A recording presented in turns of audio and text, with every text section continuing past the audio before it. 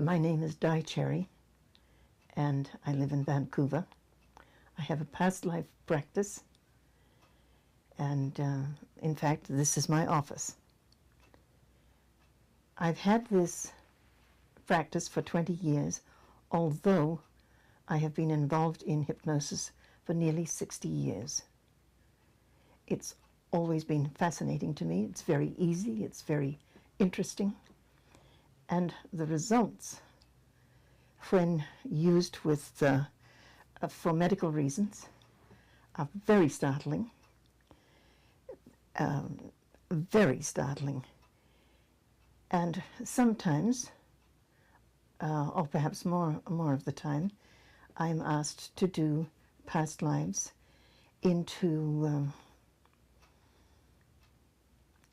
the root of things.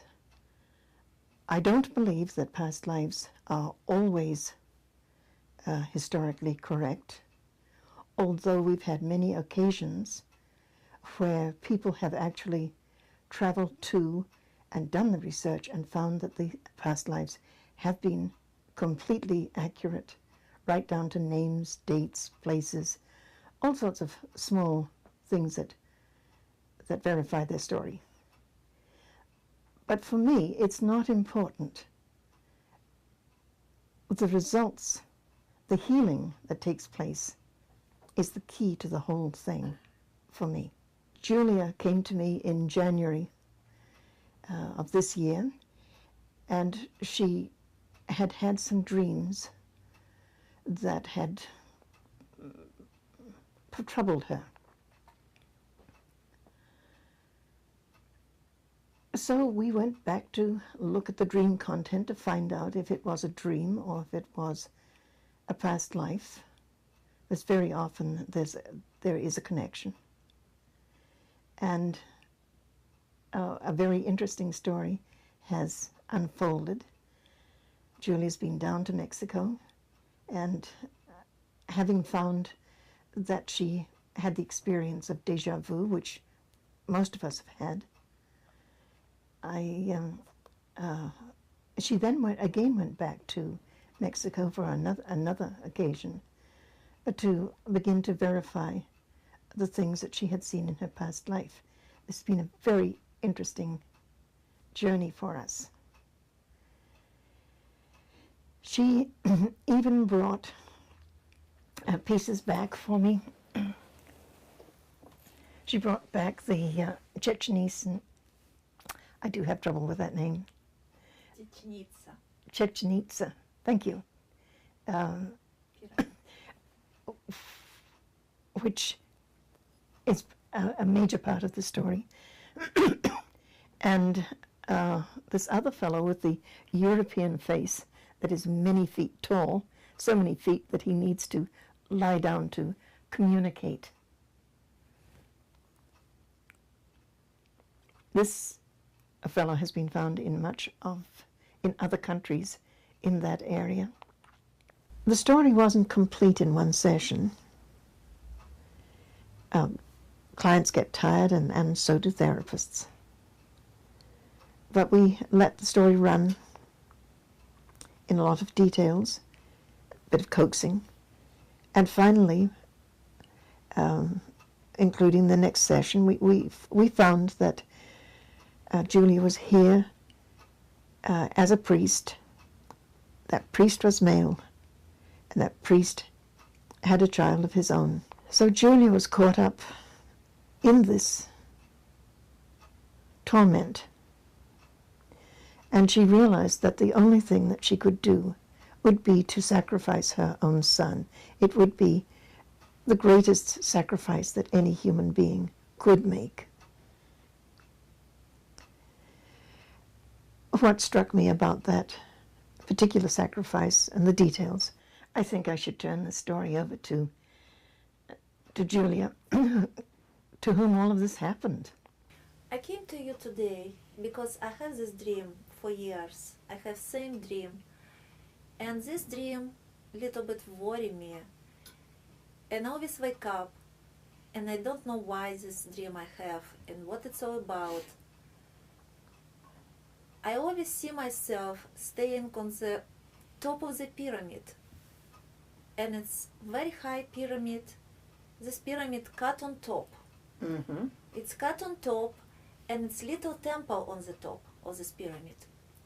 And I'm staying inside, and I kind of sneak, and I look down, and I see many people waiting. They're waiting for me to start. And I know that I will start very soon, and everything ready. And I look around, I have some tools to start, some ritual. I see some amazing fruits near me. I see these white curtains there, and I know it's time. It's very special, very important day for me today. Very important. And at this moment I wake up. I always wake up, and I don't know what it's dream about and why it's come always again and again, and it's worry me. This year I visit Mexico first time in my life, and we went with tourists together to see pyramid. I walk between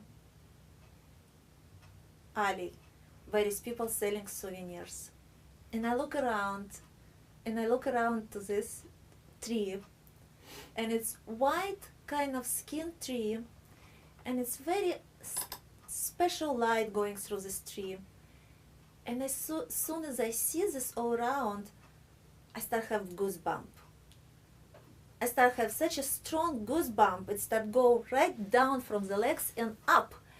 And it's like a wave, it's going again and again. And I feel I live here before. I feel that I was here before. I know everything around here. I look at these people, and even these people feels for me like it's my relative or something. I feel such a nice like passion and kind of feeling towards them, towards these little boys which sitting and selling something, old grandmother which walking toward tourists, you know. I feel some connection with all of them.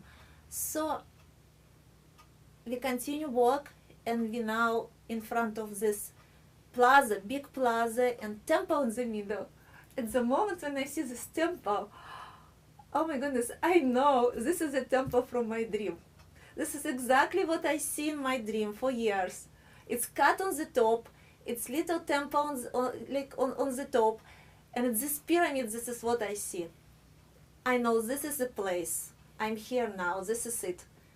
I find this pyramid. It was very strange.